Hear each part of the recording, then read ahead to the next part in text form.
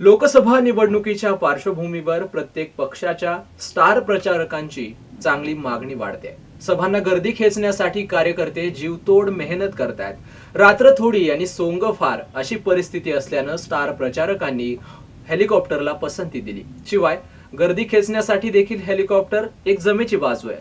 त्यामुळे हेलिकॉप्टरच्या परवानगीसाठी जिल्हाधिकारी कार्यालयात कार्यकर्त्यांच्या फेऱ्या वाढल्यात।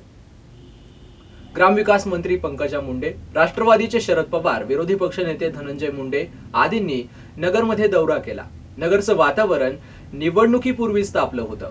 पक्ष बदल आणि पक्ष प्रवेशाचा सिलसिला सुरू होता। आरोप प्रत्यारोपांच्या फैरी झडतायत। पंतप्रधान नरेंद्र मोदी यांची सभा देखील नगरमध्ये होणार आहे। याशिवाय काँग्रेसचे अशोक चव्हाण, भाजपचे नितीन गडकरी, मुख्यमंत्री देवेंद्र फडणवीस आदींचे दौरे होणार आहेत। त्यामुळे आचारसंहिता लागू झाल्यापासून कार्यकर्त्यांनी हेलिकॉप्टरच्या परवानगीसाठी फेऱ्या घालायला सुरुवात केली। आतापर्यंत 29 परवानग्या या हेलिकॉप्टरसाठी देण्यात आल्याचं जिल्हाधिकारी कार्यालयाकडून सांगण्यात आलं।